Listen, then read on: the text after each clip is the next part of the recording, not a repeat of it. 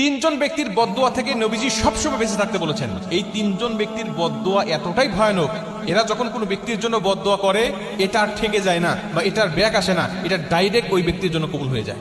আমরা জানি কোনো ব্যক্তি যদি বদদুয়া করে ওটা আবার নিজের দিকে ব্যাক আসে, কিন্তু এই তিনজন ব্যক্তি এতটাই পাওয়ারফুল যে ওই তিনজন ব্যক্তির বদদুয়া সরাসরি তাকে লেগে যায়, আল্লাহ পাক কবুল করে নেয়। এই তিনজনের মধ্যে প্রথম নম্বর হলো নিজের মা এবং বাবা। নিজের মা বাবা যদি সন্তানের জন্য বদদুয়া করে, ভাই ওই সন্তানের দুনিয়াও নাই আখিরাতও নাই, দুটাই ধ্বংস হয়ে যায়, আল্লাহ পাক কবুল করে নেয়। এই জন্য মা বাবার বদদুয়া থেকে সব সময় আপনি বেঁচে থাকবেন। রাসূল সাল্লাল্লাহু আলাইহি সাল্লাম বলেছেন, মা বাবা দোয়া করলে যেমন আল্লাহ কবুল করে, বদদুয়াও করলে আল্লাহ পাক কবুল করে নেয়।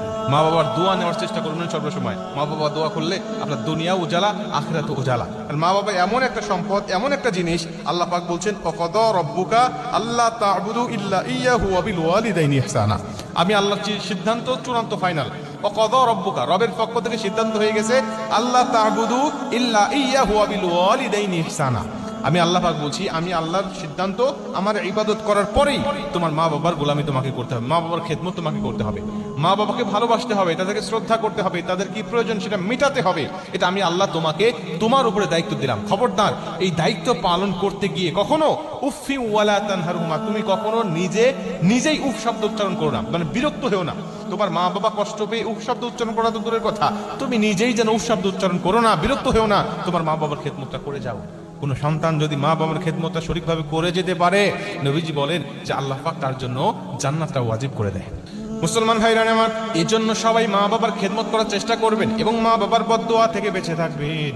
মা বাবার বদদুয়া থেকে বেঁচে থাকতে পারলে এবং দোয়াটা যদি আপনি নিতে পারেন, আমার আল্লাহ অবশ্যই আপনার দুনিয়া এবং আখিরাত উজালা করে দিবে। আল্লাহ অবশ্যই আপনার দুনিয়া এবং আখিরাত উজালা করে দিবে। এটা হলো এক নম্বর, মা বাবার বদদুয়া থেকে বেঁচে থাকবেন। এবং দুই নম্বর হলো মাজলুম।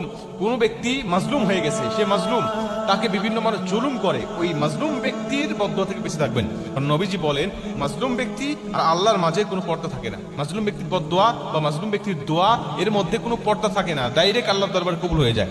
এটা পারলে তার কাছ থেকে দোয়া নেবেন, মাজলুম ব্যক্তির কাছে যাবেন, দোয়া নেবেন যে আমার জন্য দোয়া করেন। আপনি দোয়া নিলে আপনার জীবনটা ভালো। আর যদি বদদুয়া নেন তাহলে আপনার খবর আছে। মাজলুম ব্যক্তির কাছ থেকে দোয়া নেবেন, বদদুয়া নয়। এবং তিন নম্বর হলো কোন মুসাফিরকে আল্লাহ এতটাই ভালোবাসে, মুসাফিরের জন্য আল্লাহ পাক 4 রাকাত বিশিষ্ট ফরজ নামাজকে 2 রাকাত করে দিয়েছে। আপনি মুসাফিরের দূরত্ব পার করেছেন, আপনি মুসাফিরের দূরত্বে বাইরে চলে গিয়েছেন, আপনি যদি ওই জায়গায় আপনি আর ইশারের নামাজ 4 রাকাত করতে পারবেন না, আপনার জন্য 2 রাকাত। জোহরের নামাজ 4 রাকাত করতে পারবেন না, আপনার জন্য 2 রাকাত। আসরের নামাজ 4 রাকাত করতে পারবেন না, আপনার জন্য 2 রাকাত। চিন্তা করেছেন আপনি যে আল্লাহ পাক তাকে কতটা ভালোবাসে, মুসাফিরকে কতটা ভালোবাসে, এবং মুসাফির অবস্থা